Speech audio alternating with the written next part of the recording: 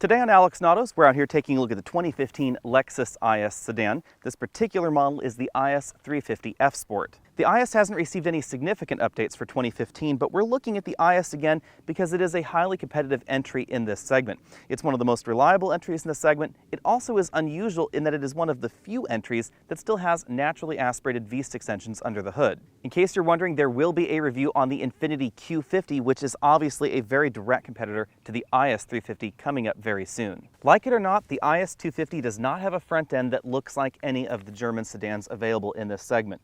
What's going on up front is that they have divorced the daytime running lamp module from the headlamp module itself. That's what's in this Nike swoosh right there. We're in the optional F Sport trim, and the F Sport trim is the sporty version of the IS. It receives this very large, exaggerated grille opening. We also get these ducts right over here that also remove the fog lamps. F Sport is to Lexus what M Sport is to BMW. That means we don't receive any extra power under the hood. The changes focus mainly on handling as well as appearance. Speaking of appearance, this F Sport front grille is very attractive in my mind. Lexus was previously associated with very bland designs, restrained, elegant designs, but definitely nothing aggressive or outside the box. And whatever you think of this front grille, it's definitely not boring. HID headlamps are standard for 2015 IS models, and LED headlamps are an option. And those would be full LED headlamps like these, LED high beams and LED low beams. A common complaint about previous generation IS models was that they were too small compared to the German competition, but that's different for this generation of the IS. In this generation, the IS is about the same size as the BMW 3 Series. This means this is definitely longer than something like an Audi A3. However, what many people fail to realize is that this entire segment of luxury vehicles are not terribly large in general. So even though this is priced higher than your average Honda Accord, the Honda Accord is much, much bigger. In fact, the Lexus IS is right about the same size as the Acura ILX, which is a derivative of the Honda Civic. That size difference is important if you're looking at stepping up from any mass market entry into luxury vehicles like this, the BMW 3 Series, the Mercedes-Benz C-Class, and the Audi A4. These are all a decent amount smaller than that mass market counterpart at the same price. It's very obvious when you take a look at this versus the Lexus ES, which is a Toyota Avalon-based vehicle, roughly the same price category as the Lexus IS, but much, much larger. The reason you'd buy the IS over the ES is all about handling, but you do sacrifice interior space, especially in the back seat. Lexus loves flowing lines in their latest designs. And that's obvious right here when you take a look at the sill that curves up, and that line continues right across the back here with this sort of teardrop-shaped rear tail lamp. Those tail lamps bulge out a little bit, mirroring the headlamps, and they continue on to the trunk lid, getting narrower along here. We have dual exhaust tips on all IS models. You'll notice we have a very clean rear bumper design, and that is because we do not have parking sensors on our IS model, we just have a backup camera. As with essentially every other luxury vehicle in this segment, we have two different engines to choose from, about 200 horsepower and about 300 horsepower. But what's very different than every other entry in this segment are the engines and the way that they deliver the power, because both of these engines are V6s and they're both naturally aspirated. That's very different from the competition because in general, the Europeans offer strict turbocharged or supercharged engine lineups. Even the Cadillac ATS uses a turbocharged 4-cylinder engine to more appropriately compete with this. There is a naturally aspirated 4-cylinder engine in the ATS, but it really falls below the Lexus IS 250 in terms of comparisons. It's really designed to compete more with the likes of the Buick Verano as well as the Acura ILX on that bottom end. Very much like BMW's 320i is not really the direct corollary to the IS 250. It's really the BMW 328. Now the 2.5-liter base engine produces 204 horsepower and 185 pound-feet of torque. You can immediately notice the difference between that and the rest of the competition because pretty much everybody else uses a 2-liter turbocharged engine producing between 250 and 260 pound-feet of torque. You get a lot more torque out of the competition. This 3.5-liter V6 in the IS 350 produces 306 horsepower and 277 pound-feet of torque. That's about the same horsepower as most of the entries, but it is down on torque versus the turbocharged competition. The smaller V6 as well as both all-wheel drive models use a 6-speed automatic transmission, and the IS 350 uses an 8-speed automatic in both the regular and the F Sport trim. In my preview video, many of you asked what the intake sound generator was, and was it a digital sound generator? It's not in the IS 350. Lexus doesn't do digital noise at this point. That means this is very different from the BMW M products, which pipe canned digitized noise into the cabin. This is actually the intake sound generator right here on the engine. It's a small diaphragm inside this container, and it allows the engine's own natural intake noise to be essentially amplified and directed towards the firewall of the vehicle so you can hear it a little better. Front seat comfort comes in at 8 out of 10 points.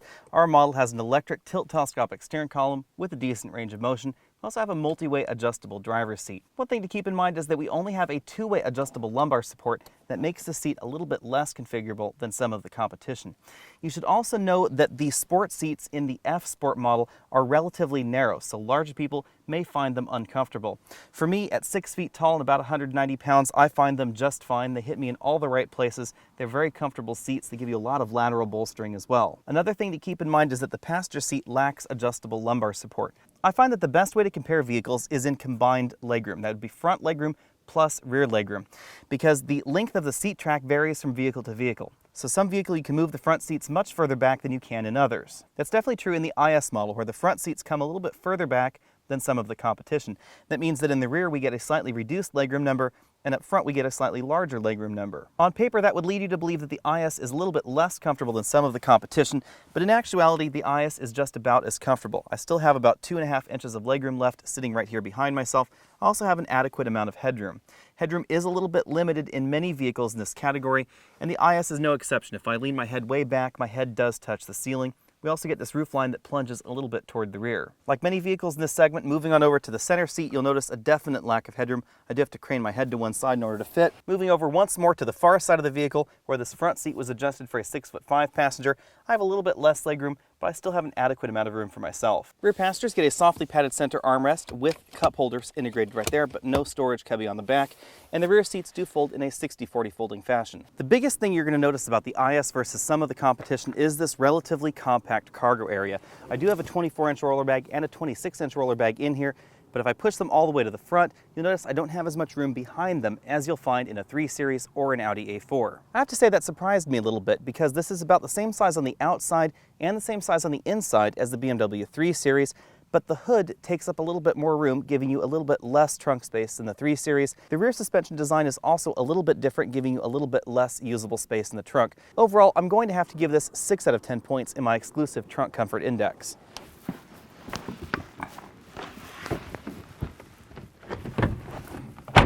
Inside, we get 4-way adjustable headrests, as well as height adjustable seatbelts for both the driver and the front passenger. Like many luxury vehicles these days, leather is not standard in the IS. The standard seating surface is this New Luxe imitation leather. It is perforated and it is heated and cooled in our particular model. We're inside the F Sport interior, which means we also get these exaggerated bolsters on the side cushions and the seat bottom cushion. Lexus tells us that one of the benefits of New Luxe is that the New Luxe can actually be bonded to the seat bottom cushion itself, and that would be the foam that makes up the cushion material. That means that this bolster on the side of the seat bottom cushion is much less likely to bunch up as the car ages. As you'd expect from a luxury vehicle, the door panels are all soft touch plastics. We do have that same New Luxe material in the matching red color on our particular model right there in the center. I'm not normally a fan of most red interiors, but the shade of this red interior is actually quite attractive to my eye. The interior of the IS is heavily styled. It's really obvious over here on the passenger side of the vehicle. You can see that we have this line that runs across the top of the dashboard right there on either side of the infotainment display. Then the dashboard bumps out in this level and then goes back in and then bumps out again around the glove box. Wood trim is of course available in certain models of the IS, and if we open up this glove box, it reveals a relatively small glove compartment. You can see more of the highly styled interior over here in the center. We have this hood cover for the gauges that curls down right here around the power button, 2 large air vents that bump out the same as the rest, and then on top of this small infotainment display we have the center channel speaker. The standard infotainment system in the IS uses a 7-inch display audio screen. It doesn't offer you navigation in that base model. That's not particularly unusual in this luxury car segment, where navigation is frequently optional. What is a little bit unusual is that these graphics are a little bit old school compared to some of the other entries in this segment. The screen is also notably smaller than you'll find in the BMW 3 Series. However, it's about the same size as you'll find in the Mercedes and Volvo and certain Audi competitors. If you want to know more about this audio system, go ahead and click that banner at the bottom of your screen. You'll be taken on over to our dedicated infotainment review. Working our way down the dashboard, again, we have those 2 large air vents and the analog clock. We also have the standard 2-zone climate control with some touch buttons and mostly physical buttons right here. You'll notice that the temperature up and down sliders are actually touch buttons. You can either click on the blue portion or the red portion or slide your finger around. Below that you'll find the optical disc player for that infotainment system. Our particular model has the optional Mark Levinson audio system and the navigation system. So right here behind this little door you will find the SD card for the navigation database. If we zoom out from that a little bit, you'll notice that we have the heated and cooled seats in our particular model, and we have a very traditional shifter right here in the center console. Drive is all the way down. This is gated, all the way down at the bottom, and then manual is over to the left, up for up, and down for down. To the right of the shifter, we have the Lexus Remote Touch Controller. This is my least favorite input method for infotainment and navigation systems available right now. It's sort of a joystick, and as we move this around, there's actually a cursor on the screen that moves around with it. I go into this in more detail in the infotainment review. This just isn't quite as logical as the click wheels or the touchscreens that we see in other vehicles out there. My dislike of this system is all down to the input method, because the few Lexus vehicles that still offer a touchscreen with this exact same software I find very intuitive, very easy to use, but this particular input method just isn't that easy to interact with. Behind the shifter, we have our drive mode selector. It is a rotary knob that also pushes down. So if you want sport mode, you click it once to the right. If you want sport plus mode, you click it a second time to the right. For eco, we click it to the left. For normal mode, we press down. This knob controls different things depending on how your IS is equipped. Since our IS has the optional adaptive dampers, this actually controls the way the suspension behaves in addition to the transmission and the throttle mapping. Traction control and stability control disable button, and a snow mode right down here. Positioned towards the back of the center console, we have two very large cup holders. They are fixed, there's no lid to them, but they are positioned a little bit close to the elbow for the driver and the front passenger. You can see this front passenger seat is in the position suitable for a 6'4" person, and this cup holder is actually almost behind that passenger. On the other side of this, we have a softly padded center armrest. If we open that up, it reveals our USB and auxiliary input. There are actually two USB ports in this version. We also have a little cable clip, so that way the cable for your USB device is kept in an optimum position to keep it away from the latch. That is kind of a nice feature. The storage area is a little bit oddly shaped, but I had no problem fitting things like wallets, cameras, that sort of thing right there in the center console. For reasons that no one understands, the Cadillac ATS does not get the LCD instrument cluster you see in the rest of the Cadillac lineup. That leaves the IS F Sport and the Volvo V60 and S60 to be the only vehicles in this category with full LCD instrument clusters like this. This takes things to an interesting new level by incorporating some physical elements as well. So this ring around the tachometer is actually a physical element that slides side to side when you activate it via a button on the steering wheel. When left in the center, it changes if we activate sport modes. Right now we're in the regular drive mode. If I activate sport mode, you can see that it turns white. If we click the mode back to normal or eco, the display stays essentially the same, but adds the eco option right there in the center. Revving the engine causes the display to turn red slightly before you hit red line, so as we climb on up, you'll notice it turns red right there. In this particular display, we have the fuel gauge on the right and the temperature of the engine on the left. If we slide this over to the side, then we have access to a wider variety of vehicle information and configuration options. Right here we have our typical trip computer. You can see the eco indicator, tire pressure, gear position display, as well as our fuel economy right there. If we did put the vehicle in drive, you'll notice that the gear position indicator turns into this tiered affair, and it will actually tier on up depending on which gear you're in. If navigation was activated, we would get navigation information on this particular option. We also get complete audio information. This display is not as configurable as you'll find in certain Cadillac models that do have the LCD instrument cluster, but you can change things like the needle color, whether you want the rev indicator to show up and the rev peak, things like that, but you really can't change the look too much. The LCD instrument cluster is controlled via this button arrangement on the steering wheel. We use this button to slide that ring side to side and allow us access to the rest of the vehicle settings and options in that display. And we use this joystick to actually navigate around that display on the side. Up, down, side to side, and click to enter. We also have a back button right over here. Moving out to the steering wheel, we have an F Sport steering wheel with F Sport badging right there on the bottom. It is a 3-spoke wheel with sport grips, contrasting stitching, and shift paddles on the left and the right. Down on the left, up on the right. On the left side of the steering wheel, we have our audio control buttons with dedicated phone hang-up and pick-up buttons and a voice command button. You'll find the cruise control on a stalk that turns with the steering wheel on the right side, and this is the button bank I showed you earlier. As you can see to the left of the driver, the highly styled interior continues all the way around the cabin. Likely because the Lexus ES is the most popular Lexus model in the US, people's opinions of the brand itself tend to be skewed towards the way that Lexus ES drives.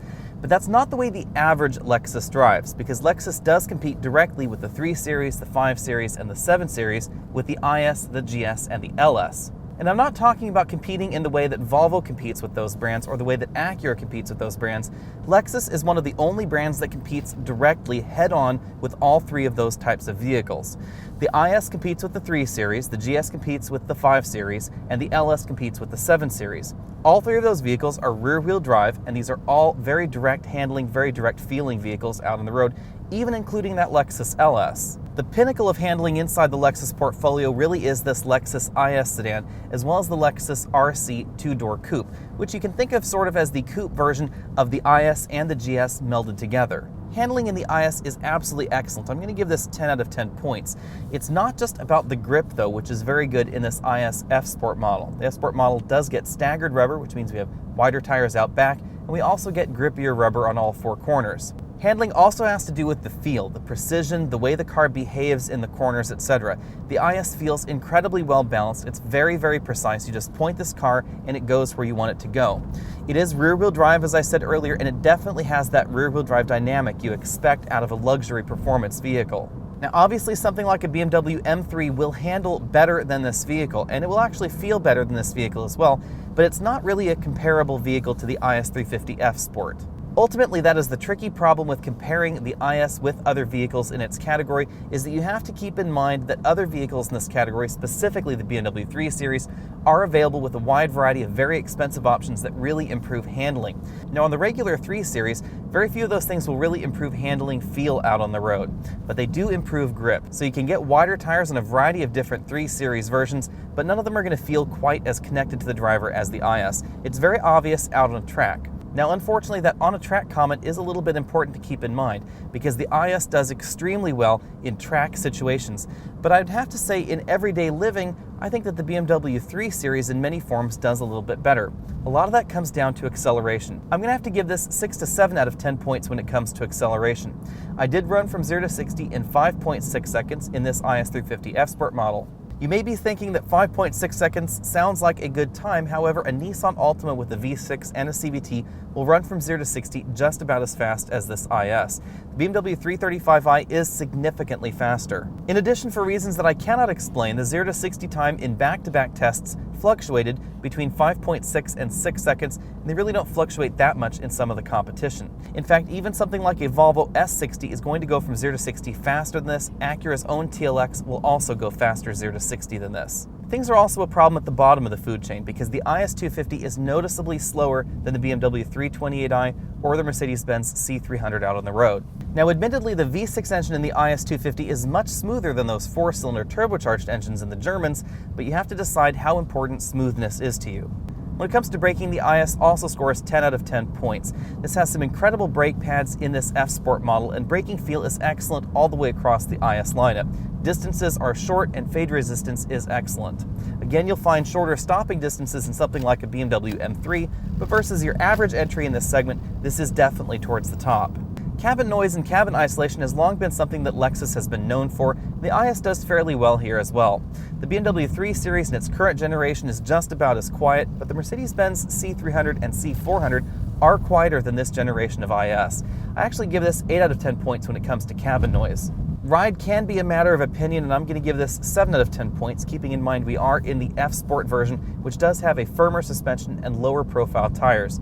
If you get the base versions, then I think the ride score goes up to 8 points out of 10. Going back to my comments about the IS on a track, the IS is excellent in the corners, not as good as the competition in a straight line. This 8-speed automatic transmission doesn't appear to have as low of a first gear ratio as some of the competition, especially that is noticeable in the 0 to 30 scores.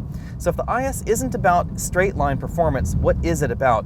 It's really about driving this vehicle on your favorite winding mountain road. It is an awful lot of fun. Admittedly, most vehicles in this segment will be fun, but the IS is about fun with precision. This vehicle definitely feels like it's one with the driver.